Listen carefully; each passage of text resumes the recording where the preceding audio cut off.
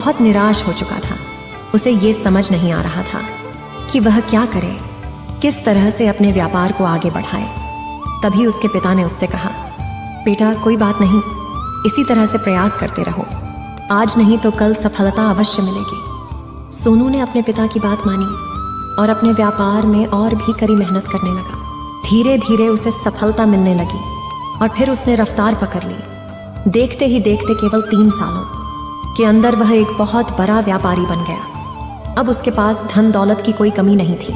लोग जो उसे पहले नापसंद किया करते थे, अब उसे पसंद करते थे, उसकी चिंता करते थे, उसके कार्यों की सराहना करते थे। उसके माता पिता भी अब अपने बेटे से बहुत खुश थे और उसकी सफलता से वे अत्यंत प्रसन्न थे। धीरे धीरे सोनू के मित्रों की संख्या लगातार बढ़ती जा रही थी। सोनू के कुछ मित्रों ने उसे यह भी सलाह दी कि उसे अपना व्यापार और तेजी से बढ़ाना चाहिए, उसे और फैलाना चाहिए। जब तुम आज केवल इस नगर के सबसे बड़े व्यापारी हो, तब तुम इतना खुश हो, तुम्हारे साथ ये सारे लोग हैं। वहीं पर तुम सोचो कि जब तुम इस राज्य के सबसे बड़े व्यापारी बन जाओगे, तब तुम्हारे यहाँ पर लोगों की भीड़ लग जाएगी। लोग तुमसे मिलने के लिए समय निकालेंगे। यहाँ तक कि इस राज्य का राजा भी तुमसे मिलना चाहेगा, तुम्हारी तारीफ करेगा, और यदि कभी ऐसी जरूरत आन पड़ी तो वह तुमसे धन भी उधार लेने के लिए अवश्य आएगा। सोनू को अपने दोस्त की यह बात बहुत पसंद आई। सोनू ने सोचा कि मेरे मित्र सही कह रहे हैं, मुझे अपने व्यापार को और बड़ा करना चाहिए और फैलाना चाहिए, तभी तो हर कोई मेरे बारे में जान सकेगा, हर कोई मुझे पहचानेगा। उसने बिना देरी किए, अपने समय को बिना गवाए, अपने व्यापार में और मेहनत करने लगा। लेकिन अब की बार उसके मन में धैर्य नहीं था, जिस कारण उसने कुछ अनुचित कदम उठाए ताकि उसका व्यापार जल्दी से जल्दी और बड़ा हो जाए।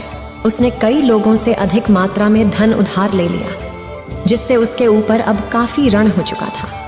और इतना ही नहीं, वो यहाँ पर नहीं रुका।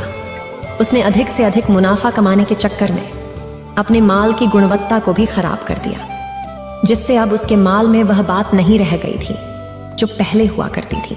लेकिन वह अपने मित्रों की बात सुनता रहा। जैसा उसके मित्र कहते थे, वो वैसा ही करता चला जा रहा था।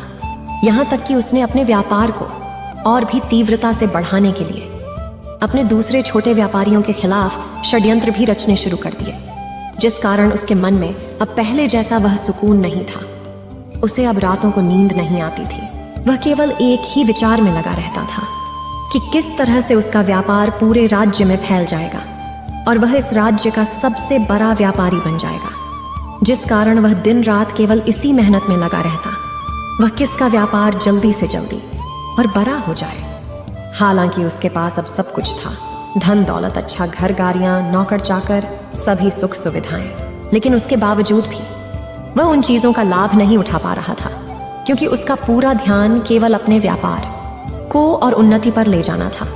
एक दिन सोनू अपने रथ पर बैठकर एक मार्ग से होकर गुजर रहा था। तभी रास्ते में उन्हें गुरुवर का आश्रम पड़ा।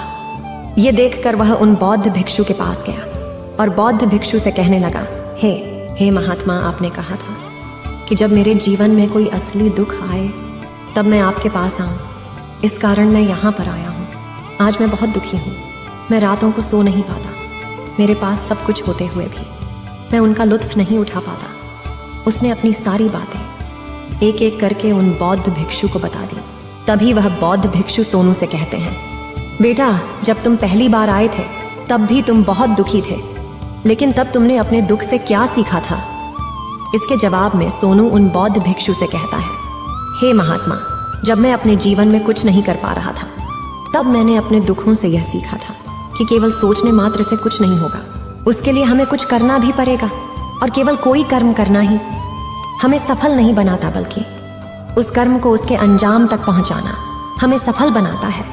फिर चाहे रास्ता कैसा भी हो, फिर चाहे परिस्थितियां कैसी भी क्यों ना हो, फिर चाहे कितनी ही बाधाएं आपके रास्ते में क्यों ना आ जाएं, चाहे ऐसा क्यों ना लगने लगे कि अब आपके जीवन में कुछ नहीं बचा और आप कुछ नहीं कर सकते, तब भी हौसला बनाए रखो, उम्मीद न छोड़े और अपने कार्य पर डटे रहो, यह सोचकर कि जब तक मैं अपने कार्य को सफल नहीं कर लेता, जब तक मैं अपने लक्ष्य तक नहीं पहुंच जाता, तब तक मैं इस कार्य को करता रहूंगा। मैं इस कार्य में अवश्य सफल होकर ही रहूंगा। जबकि बाकी लोग केवल सफल लोगों को महत्व देते हैं, उनके कर्मों को नहीं। सोनू की ये सारी बातें सुनकर वह बौद्ध भिक्षु मुस्कुराने लगे और इस सोनू से कह